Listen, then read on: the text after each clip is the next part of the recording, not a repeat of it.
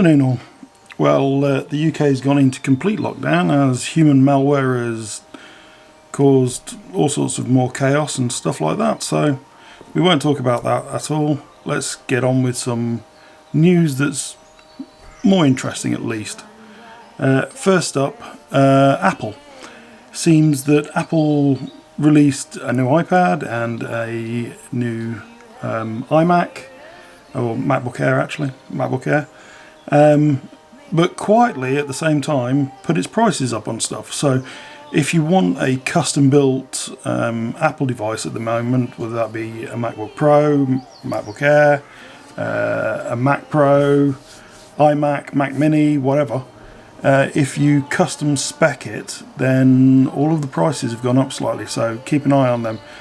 A lot of the modern Apple devices, outside of their laptops and the Mini, I think, so Mac Pro at least, you can do your own upgrades on and it'll be a lot cheaper anyway, so do that instead if you're ordering a Mac Pro. Everything else, just make sure you know what you're paying for, because prices of CPU, RAM, all sorts of stuff have gone up by 10-20 quid each, so keep an eye on it. It's happening in more than just the UK territory. Apparently it's the Americans and stuff like that have got the same problem. Europe have got the euro being increased slightly as well, so it seems that Apple are putting a premium on custom built devices at the minute. So hey, from Apple to Microsoft, in other bad news, Microsoft announced that there's a bit of malware going around, and not the human type this time. It's attacking Windows machines with no patch available at the moment.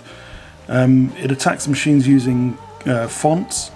So if you get mailed documents, Word documents, stuff like that, from people you don't know or don't trust, don't open them, don't preview them. Because if there's embedded fonts or anything like that, they could have malware in them. So just be careful who you open stuff off. Make sure you know the person that sent it, and more importantly, know the source where that original document came from. Because it could be, just because it's emailed from someone else, doesn't mean it's from them. It may have been automatically mailed through using the malware.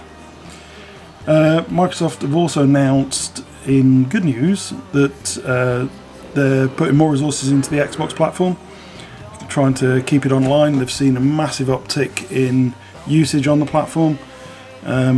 And they're trying to keep it all running as swimmingly and smoothly as possible.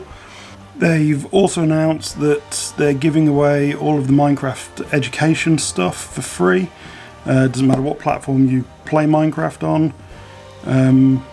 Microsoft are giving away all the Microsoft Minecraft educational content. So go pull it down if you're kids or you like Minecraft. I suppose it's a good idea.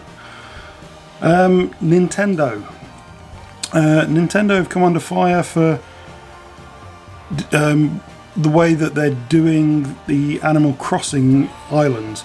Apparently the islands in Animal Crossing are linked to the Switch device itself, which means that even if you've got more than one cartridge and you're playing it with family members and stuff like that, you all have to share an island, because the island is linked to the machine itself and not your account or your cartridge.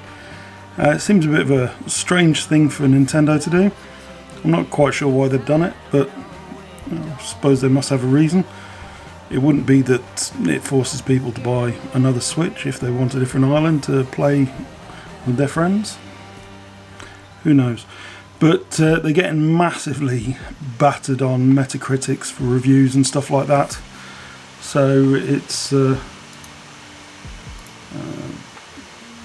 bear with me 2 seconds. So it's taking a hit at the minute. We'll have to see what Nintendo do about that. Life Alyx, on the other hand, has got Metacritic reviews through the roof. From the little I've played of it, I only got to play it for 45 minutes or so last night. It's incredible. It really is quite a remarkable achievement. Valve have often been criticised for how little development they do game-wise nowadays, but when they do drop games, they do tend to be pretty damn good.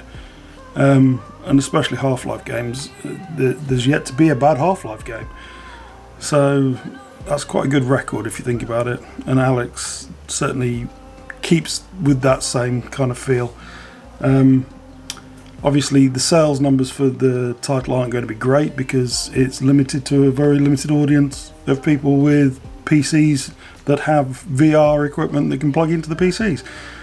But hey, it just shows what can be done if a developer has the mindset to actually do something for a specific piece of equipment. Talking of Alyx and VR, HP put out a very cryptic kind of release yesterday saying they're working with Microsoft and Valve on a new VR headset. Odds are if they're working with Microsoft on it, it's going to be part of the Microsoft mixed reality headset world, and perhaps this is good enough to be the reason people might invest in the mixed reality system. Hey, we'll have to wait and see. There's not an awful lot of details on it, besides the fact they're working with Steam and Valve, and Steam VR, Valve and Microsoft on it, so we'll have to see. Folding at Home, in other good news, Folding at Home have announced that they are now the most powerful supercomputer on the planet, over doubling IBM's Summit supercomputer at I think they said 470 petaflops they're currently doing on it, and I think IBM's supercomputer was about 200 petaflops, 205 petaflops, something like that, when it's working at absolute full wall. So that's quite an impressive feat. Obviously, Folding at Home is a system where people install a piece of software on their computer, and it does computational units on local machines on their GPU or CPUs, and then ships that back to a central place where they can be processed. At the moment they're doing an awful lot of work on the human malware, folding genomes for that. So if you've got a computer that's up to it, download it from foldingathome.org and get involved. Pokemon Go has added a whole bunch of features to make it easier for people to play from home. These are things like once a week you'll get a 1 credit box with certain stuff in it.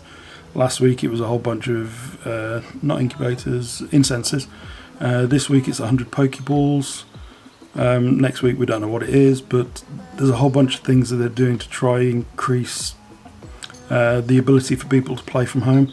So pop along to the Pokemon Go game and go into the news section to see what's happening in your area. And then another freebie, well, I suppose Pokemon Home is not really free, but sort of is. Football Manager 2020 is extended its free trial weekend. It was on free trial last weekend. They've extended it until next weekend, I think. So if you want to have a bit of a dabble at playing as a football manager, not really my sort of thing, but some people like it. It's available on Steam free of charge at the moment. Hop on and grab it, download it. What else have we got? We've got oh yeah, there's a bunch of bits and pieces that have dropped onto digital services. So we'll move on to my stuff to watch kind of section.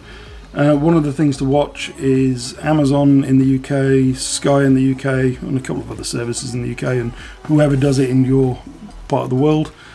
The Invisible Man, the movie that like literally just came out of the cinemas, has been dropped onto those services. It's meant to be pretty good, kind of a techno twist on the whole Invisible Man sort of thing. So I might have a watch of that and see what it's like. Might be worth having a go at it if it's your sort of thing. We've also got a couple of other things on the Netflix platform that are worth watching. Adam Sandler released a movie a little while back called, I'm just trying to find the name of it, Uncut Gems. That was it, Uncut Gems. And you look at the title and you see Adam Sandler and you think, oh, it's going to be some throwaway comedy type thing, but it really isn't. It's a really good movie, and it's not comedy at all. It's Adam Sandler in possibly the best acting he's ever done in his life. So wander along and have a watch of that. That's really pretty good. And another one in a similar sort of vein, Eddie Murphy put one out recently on Netflix called My Name is Dolomite, about the whole blaxploitation kind of movie scene. It's also very good, but not one to watch with the kids around because there's an awful lot of swearing in it. But they're worth watching today. We won't go science fiction. I suppose you could call Invisible Man science fiction, but that's sort of horror-y, so we'll go down that route today. Worth a watch. If there's anything else that you think's worth a watch, pop it in the description, in the comments below, see what we can watch together. And besides that, I think that's about it. Don't let the human malware get you down. Rock on and keep going. Ta-ra all, have fun.